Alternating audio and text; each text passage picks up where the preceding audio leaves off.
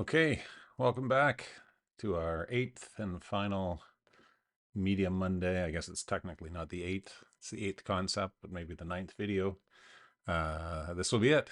And so today I thought I'd try something different. I did get a new computer to work on a few weeks ago and still figuring things out, but this is, so I decided to try to use it today. Anyway, the concept today is that it says that each medium has a unique aesthetic form. It's not one I used to spend a lot of time on. It's pretty straightforward, I think. What it basically says is that each medium has a unique artistic form, just as we notice the pleasing rhythms of certain pieces of poetry or prose, so we ought to be able to enjoy the pleasing forms and effects of different media. To me, what this means is that, once you understand certain media better, you get more appreciation of it. So, as someone who's always appreciated film, I've learned a little bit about editing. I've tried making films myself, which I think actually adds to my appreciation for the artistic form.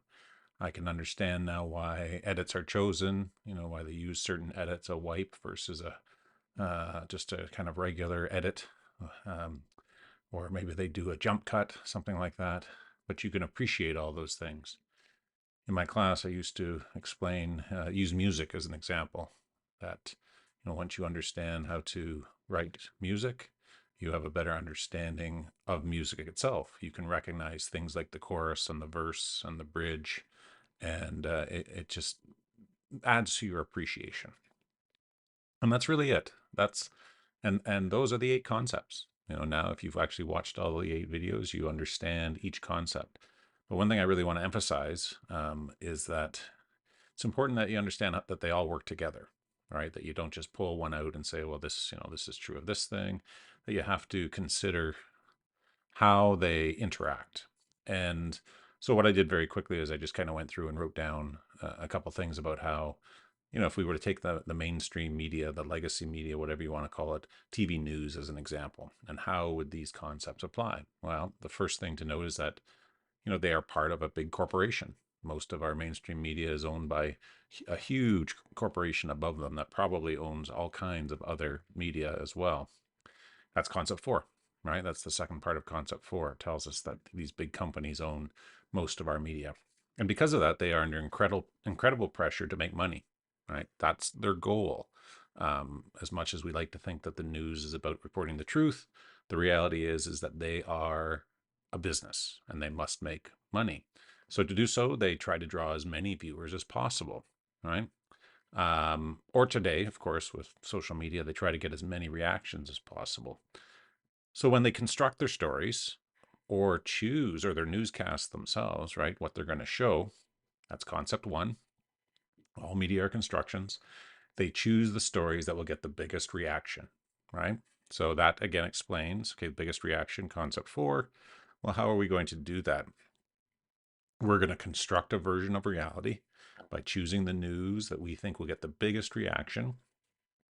And then we're also going to construct that news, right? Tell the story in a way that draws in as many viewers as possible. Perhaps you've noticed that often newscasts, if you still watch a traditional newscast, start with kind of a teaser, right? Something that they're going to tell later on. Well, the whole point of that is to keep you watching, right? So but you'll watch all the other news until you get to that.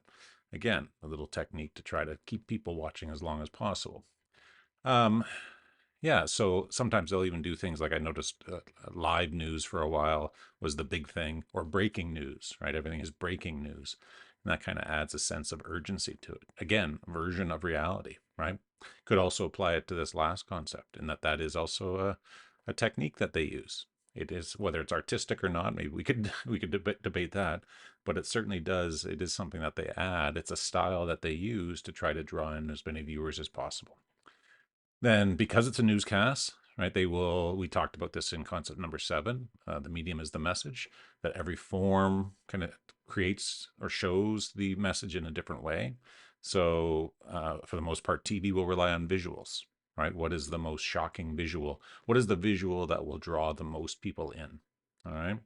The stories they choose will fit with and reflect our current system of beliefs, right? If it's an American television station versus a Canadian station, you'll see a difference. right? We have slightly different values. And because of that, you will see actual differences in the way that the broadcast is put together. For example, a story about a lottery winner, right, will reinforce the importance of money. Again, something we talked about in the concept number 5, I believe, that talks about reflecting values. Um, it reinforces the importance of money while at the same time encouraging us to buy tickets for ourselves, right? Which again is concept 6, which is actually affecting us. So remember when I taught those two concepts, I talked about how it's hard to know where one ends and the next begins. Of course, our reaction to it, right? An audience is negotiating meaning, which is concept 3, will be different. Some people will simply refuse to watch the mainstream media news these days because they feel it's so biased, right? And it's interesting. I've had people say to me things like, "Well, why do all the news stations have the same story?" Right? That has to be proof that it's a conspiracy. Well, again, I would respond a couple ways. I would say, first of all, they're all going to choose the story that's going to draw the biggest audience. Some of these stations that you're watching are probably owned by the same companies. So perhaps there's a larger, entity above that is actually sending the news stories down. So they're all getting the same news stories to tell. And then, of course, there's the pressure that you don't want to be scooped by another station. So you don't want to miss out on a story that another station reports because you might lose your audience because of that. So there's a variety of reasons, and they all fit into these concepts, right? So we choose even which station we were going to watch based on whether or not we feel we can trust them, which again is negotiating meaning. So I'm pretty sure even there in that very brief explanation, I've touched on all of the 8 concepts.